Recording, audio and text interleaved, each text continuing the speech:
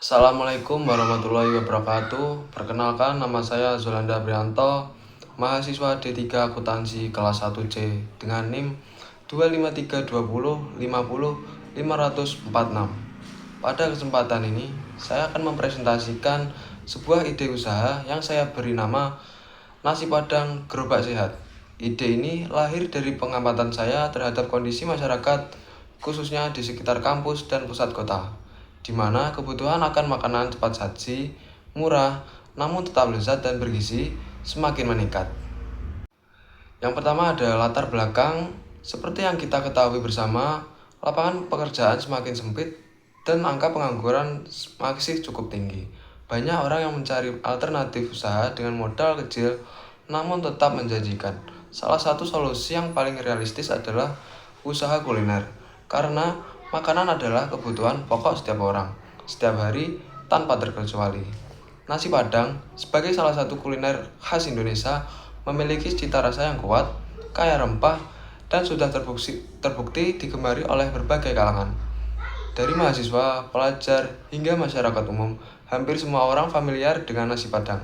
Inilah yang membuat peluang usaha nasi Padang gerobak menjadi sangat menjanjikan.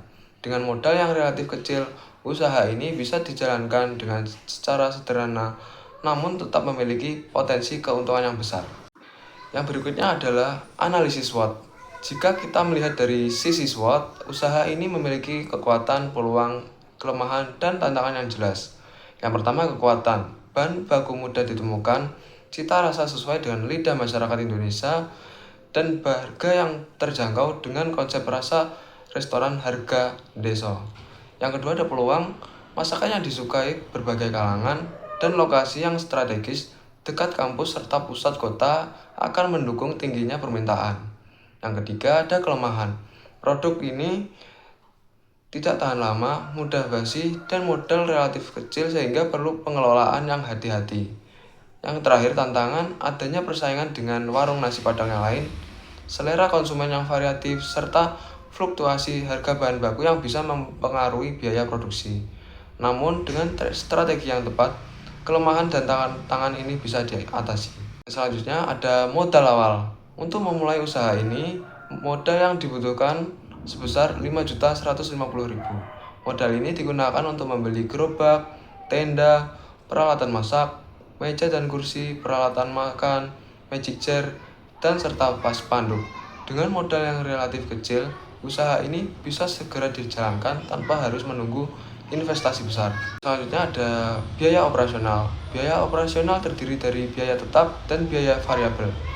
Biaya tetap meliputi penyusutan gerobak, tenda, peralatan masak, meja kursi, peralatan makan, magic chair, spanduk, serta gaji karyawan.